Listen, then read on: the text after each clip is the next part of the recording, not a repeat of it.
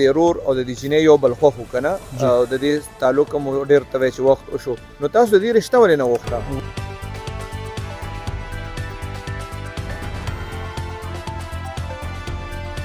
شو چې د وګړي د ورځې نه د دې ټولو موبایل نمبر یې بندې شوي تاسو د وینا مطلب دا دی چې آصف او د اصغر د دې وجه د قتل چې کوم داغه دا ده چې یاره د الګ سره د دې جینۍ آصف او د دې جینۍ واده روان و منځ کې دا یو الګ چې کوم دی منې کېدو نو ځکه یې ووژلو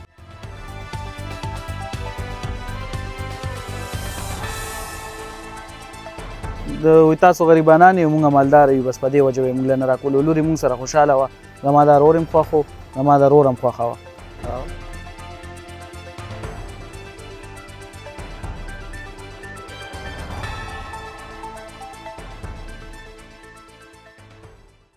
بسم الله الرحمن الرحیم السلام علیکم زه یم کیسر خان او تاسو ګورئ کرایم کہانی ګرانو مرګرو په 15 دسمبر باندې د شاپور تاڼې په حدود کې د 13 کالو الګ قتل شوی هغه ټیم کې اف ای آر د نامعلوم کسانو خلاف درج شوی اوس پولیس دا کیس ټریس کړی دی درې ملزمان نیولې دي وجه چې کوم دا هغه دا یادوي چې د دې الګ د ملزم د منګیتر سره تعلق و چونکې د هغې په فروری کې واده و دته په دې اعتراض و د الګ مقتول چې کوم دی دی پوه کړی مو خو دی نو پوه شوی د کیس حوالې سره پوره رپورټ به تاسو ته ښیم هغې کې به تاسو ته د پولیس خبرې م ښیم چې کیس څنګه ټریس شو کوشش به کوم چې ملزمانو سره هم خبرې وکړم او کم الګ چې مړ دی د هغه رور سره به هم خبرې کوم چې وجه څه وه راځئ ما سره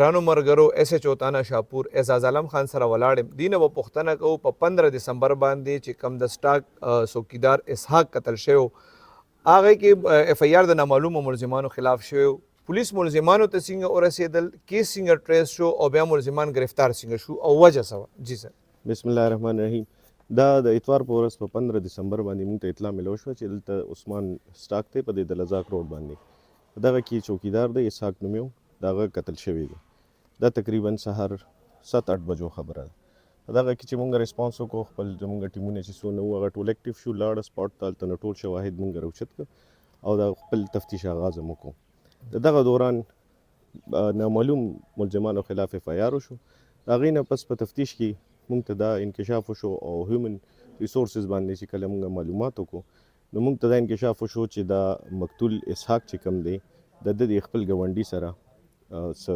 تنازع ده د دغه حوالې سره زنانه او تنازع ده او دا چې کله مونږ بیا معلومات وکړو نو مونږ ته دا انکشاف وشو فردر چې دا تعلقات د دې مقتول او د دې چې مونږ سره کوم دا سړی دی د دې لور سره د 13 کالو نه تعلقات نو تعلقاتو نو بیا جنگ جګړې ته ولې خبره لاړه دا بیا دی خپلو منځ کې یو بل ته ګیلې کړي دي دغه خلکو وټی چې کوم دی دی مشران ورلېږلي او ګیلې ورته کړي دي چې یاره ستاسو دا زوی چې کوم دی دا زموږ د دې لور نه منې کېږي او د خپل هماغسې حرکات او سکنات کوي چې کوم نه موږ د دې نه منې کوو د دې دوران بیا موږ چې کله د دې په سی ډي آرز او په نور ساینسي خطوطو باندې کار وکړو نو د هغې نه انکشاف وشو چې د وقوعې د ورځې نه د دې ټولو موبایل نمبر یې بندې شوي دي دې کې څوک ملزمان دي یو د جینۍ پلار دی بل څوک دي په دې کې د دې نه علاوه د دې جینۍ چې کوم دی په فروری کې واده و آصف نومې هلک دی موږ سره چې کوم موږ ګرفتار کړی دی د هغه سره د ده کویدن شوی وه او د فروری کې تقریبا واده جوړ نو آصف څه وایي چې هغه ولې بیا د اقدام اوچت کړو آصف چونکې د دې جینۍ منګیتر دی نو په دې وجه باندې هغه ده ته هم سوال جواب کړی دی مقتول ته چې یاره او بحث و تکرار هم شوي دی د هغې نه علاوه چې منې شه دې شي او جی نو دې څه وایي چې بیا نه منې کېدو نو د بیا دا کیس وکړو بالکل او د دریم ملزم چې کوم دی هغه څوک دی دریم ملزم د دې آصف اوښی دی او د دې زین الله زوم دی هغه شوکت بل یو ملزم چې کوم دی هغه شوکت دی د دې زین الله زوم دی او د آصف اوښی دی سانډو دی تاسو د وینا مطلب دا دی چې آصف او د اصغر د دې وجه د قتل چې کوم داغه دا ده چې یاره د الګ سره د دې جینۍ آصف او د دې جینۍ واده روان و منځ کې دا یو الګ چې کوم دی منې کېدو نو ځکه یې ووژلو بالکل همدغسې دی دې حوالې سره تاسو د جینۍ بیان اخیستی چې څه وایي نه جینۍ خو چونکې چې کله دې ته پته ولګېده چې زموږ د پلار انوالو شو پکې او دې کله مونږ اریسټ کو نو هغې ټولو کډه یې وړه او کور یې خالي کو د دې آصف او دا چې کوم مقتول دی اسحاق جی. دی اوسې یو محله کې که څنګه؟ بالکل دی یو محله کې آمنے سامنے کورونه دي او ډېر نږدې تعلقات دي د جینۍ د دې وروڼو سره هم ناسته پاسته وخت ټیک ټاک د ډېرې مودې نه.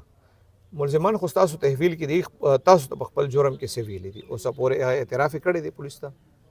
فی الحال خو اعتراف یې داسې سچ کړی نه دی. ملزم خو چې تاسو ته پته ده هغه خو په خپله خوله باندې اعتراف هېڅ چرې نه کوي.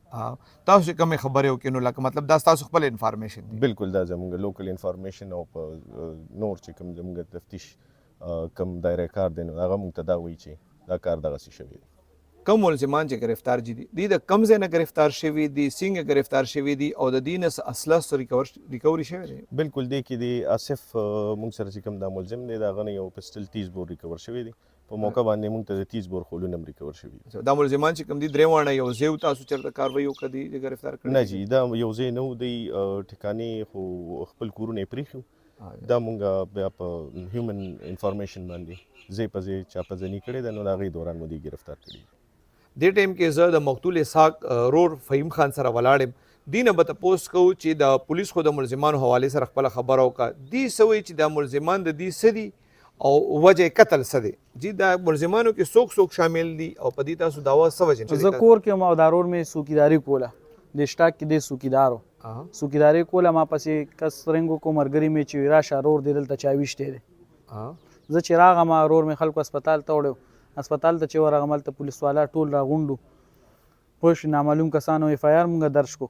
نامعلوم کسانو نه پس بیا زمونږ په دې خلکو دا مونږ سره ګاونډ کړي دي، زمونږ په دې باندې دا شک پیدا شو چې دی مونږ له نه جنازې له راغه نه دوا له راغه یو شیز له هم رانغه.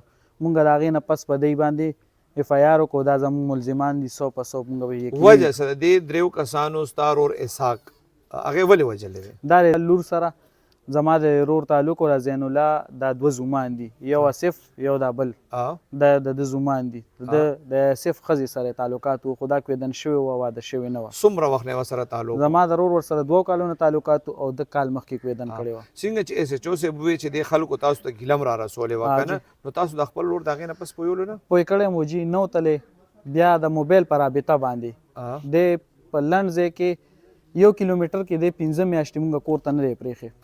دی مونږ سره مخامخ ګیټ په ګیټ مونږ نه دی پرېښی. تاسو کله دې ګیله راوړه تاسو خپل رور ته وویل نو هغه څه وی؟ هغه ویل نه به ځم بیا نه به کومه. بیا د آصف دله د مرګ دمکیانې ورکولې په موبایل باندې چې زه درځم او زه به ته ولمه. جی راغلی ورپسې هم د ویشتی دی د آصف ویشتی دی. نه چې کله به تاسو د خپل رور پوه کړو که نه چې ته به نه ورځې نو ده به څه ویل په جواب؟ هېڅ هم نه، بس نه به ورتلو، نه دی ورغلی جی. بیا نو چې دی بیا ورغلی هم نه دی، دا پولیس وایي چې د دې جینۍ اوس په فروری کې واده مو دی آصف سره، چې دی ورغلی هم نه دی نو بیا ستا رور یې وویشتو ولې؟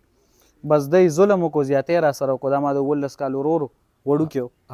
جی د سبق مبق وی؟ د 4مه پورې ویلی و. او نن سبا د څه کول؟ د سیمنټو سرې شکیل کار وی کولو، زرنج ورسره زرنج کې به. تاسو څو روریان یې؟ 4. او ته خپله څه کار کوې؟ زه خپله مې سیمنټ وسیخ کار کوم.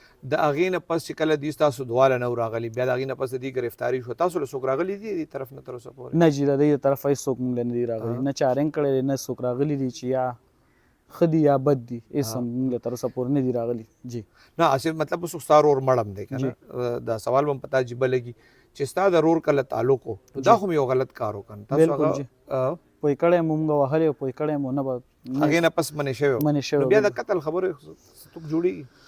بس دا خو دی زیاتې وکړو سر جي، ظلم یې را سره وکړو. فهیم بھائی دا راته ووایه تا ووایي چې ستا د دې رور او د دې جینۍ یو بل خوښ و که نه او د دې تعلق هم ډېر ته وایي چې وخت وشو، نو تاسو د دې رشته ولې نه غوښته؟ غوښتې مو جي یو ځل مې مور ورغه، دا جینۍ مونږ سره خوشحاله وه. مور ته مې ویل چې ته بار بار راځه، خو د پلار او مور یې مونږ له نه راکوله. 3-4 ځل ورغلې وه زما مورکې غوښتوله ورغلې وه. نو هېڅ به انکار کوه څه به وایي چې ولې رشته نه کوو؟ د وایي تاسو غریبانان یو مونږ مالداره یو، بس په دې وجه به یې مونږ له نه راکولو. لور یې مونږ سره خوشحاله وه، زما دا رور هم خوښ و، زما دا رور هم خوښه وه. او جی او 4-5 ځل به زما مور ورغلې وه، دوی نه مونږ له نه راکوله. ګرانو ملګرو د خوښې واده باندې یا په خوښه باندې خپله ځان له رشته کول دا څه بده خبره نه ده، خو د دې خپلې مینې محبت دپاره یا د دې خپلې رشتې دپاره د بل سړي ځان اغشتل، بل سړی مړ کول دا جرم دی. لږ احتیاط کول پکار دی. فرض کو د چا سره خوښه دا بالکل د هر هلک او د هرې جینۍ حق دی چې هغه په خوښه باندې رشته وکړي. رشته غوښتل پکار دي، باقاعده د علاقې مشران د فیملی مشران پکې ملوث کول پکار دي، او مور او پلار لم لږ احتیاط کول پکار دي. که په کم ځای کې فرض کو د هغې د بچو خوښه وي نو په هماغه ځای کې رشتو ترجیح ورکول پکار دي، او د دې څیزونو ځان بچ کول پکار دي، ځکه چې مینه دې حده پورې ورسي چې هغه د بل سړي دی هغه خپل مقصد دپاره د بل سړي زندگی ختمه کړي، نو دا یو ډېر ظلم دی، او د دې نه ظلم نه مشرانو له او کشرانو له ځان بچ کول پکار دي. ډېره مننه.